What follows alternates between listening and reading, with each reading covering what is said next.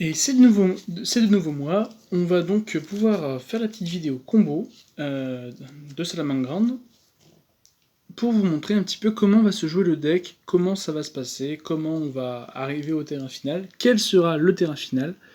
Et dans la continuité, je vais aussi vous montrer comment faire le tour 3 pour OTK sévèrement. Voilà. Donc voici la main de départ qu'on va avoir. Donc un roule-boule et une gazelle. Les trois cartes là, c'est des randoms. Je vais commencer par invoquer normalement roule-boule. Hop, excusez-moi, je vais juste recadrer un petit peu pour vous montrer plus simplement, ça sera mieux. Roule-boule que j'envoie au cimetière afin d'invoquer par lien le feu lynx, tranquillement. Je vais déclarer l'effet de feu lynx et l'effet de gazelle,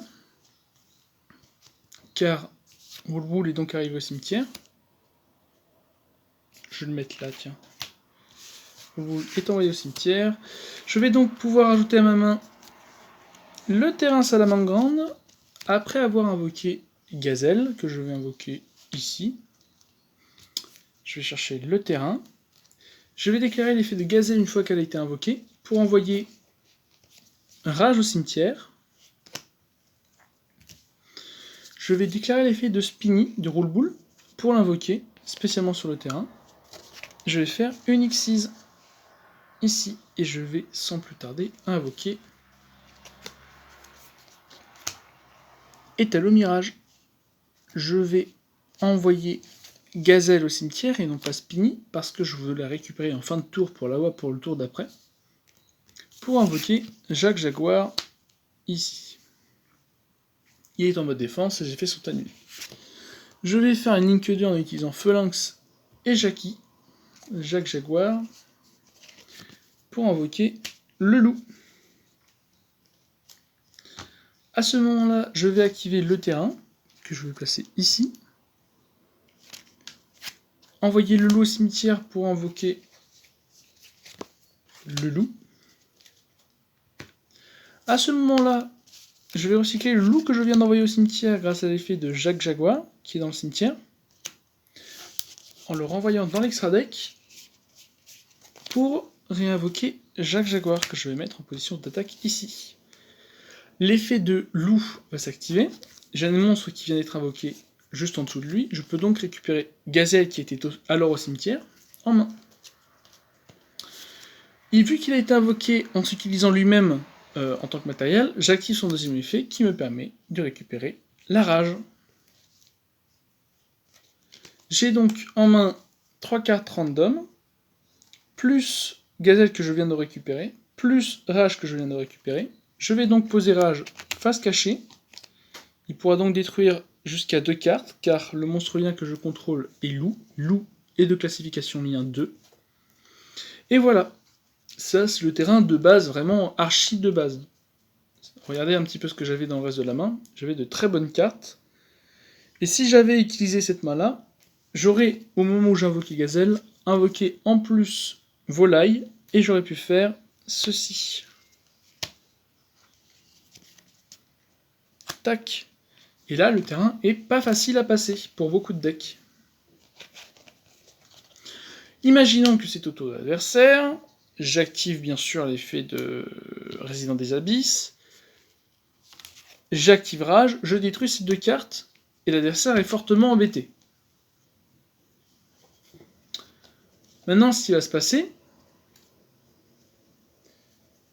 c'est que je vais invoquer à mon tour, une fois que j'aurai cassé le terrain de l'adversaire avec Rage au moment où il s'apprêtait à attaquer, ce genre de choses, je vais invoquer normalement Gazelle, activer l'effet de Gazelle, pour envoyer au cimetière la fusion de feu.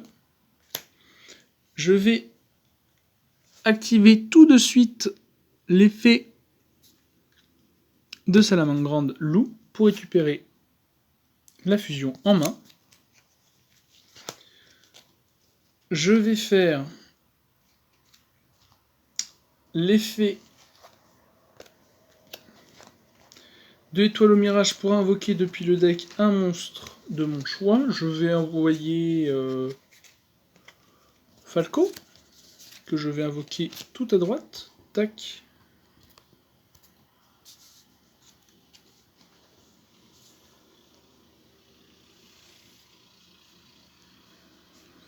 Je vais faire une invocation lien 3. En invoquant Chaleur Léo. Effet de Falco, il a été envoyé au cimetière. Je peux donc reposer la rage.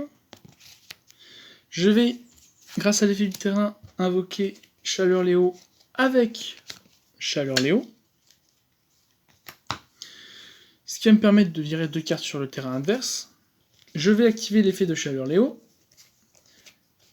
Si Bleffelinx qui est dans mon cimetière et un monstre adverse, il passera donc à 500 points d'attaque.